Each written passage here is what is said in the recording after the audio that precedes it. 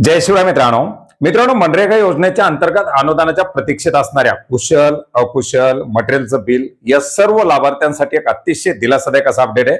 मित्रांनो, केंद्र शासनाच्या माध्यमातून महाराष्ट्रातील या मनरेगाच्या अंतर्गत थकलेलं अनुदान म्हणून चौथ्या हप्त्यापोटी 1409 कोटी रुपये मंजूर केलेले आहेत आणि याच्या संदर्भातील एक पत्रक केंद्र शासनाच्या माध्यमातून प्रसिद्ध करण्यात आलेले आहे।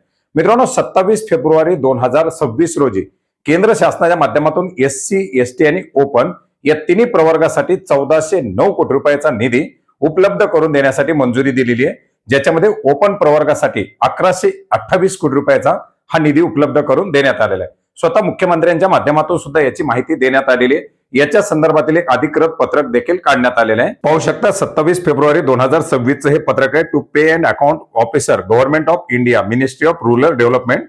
याच्या अंतर्गत आपण पाहू शकता मनरेगासाठी 2025-26 साठी गव्हर्नमेंट ऑफ महाराष्ट्रासाठी आवंटित केलेला जो निधी आहे त्याच्याबद्दलची माहिती दिलेली आहे। याच्यामध्ये SC प्रवर्गासाठी 111 कोटी 55,19,472 रुपये, ST प्रवर्गासाठीचा 168 कोटी 67,89,435 रुपये, तर ऑदर अर्थात जनरल प्रवर्गातील लाभार्थ्यांसाठीचा 1128 कोटी 79,66,066 रुपये असा एकंदरीत 1409 कोटी 2,74,973 रुपयाचा हा निधी वितरित करण्यासाठी याच्या माध्यमातून मंजुरी देण्यात आलेली आहे। अशा प्रकारे या तिन्ही प्रवर्गासाठी मिळून 1409 कोटी रुपयाचा हा निधी उपलब्ध करून देण्यात आलेला आहे। मित्रांनो, आपण 2 दिवसापूर्वी सुद्धा अपडेट घेतलं की FTO जनरेट होणं, FTO ची प्रोसेस होणं या प्रक्रिया सुरू आहेत।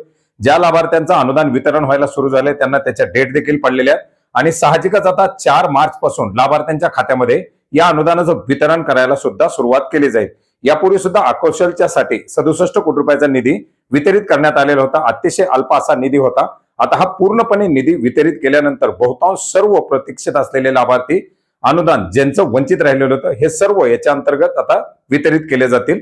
तर मित्रांनो, अतिशय दिलासादायक आणि मोठ्या प्रमाणात प्रतीक्षेनंतर आलेला हा एक निधी नक्कीच शेतकऱ्यांसाठी मनरेगाच्या अंतर्गत असलेल्या लाभार्थ्यांसाठी दिलासादायक असा ठरणार आहे।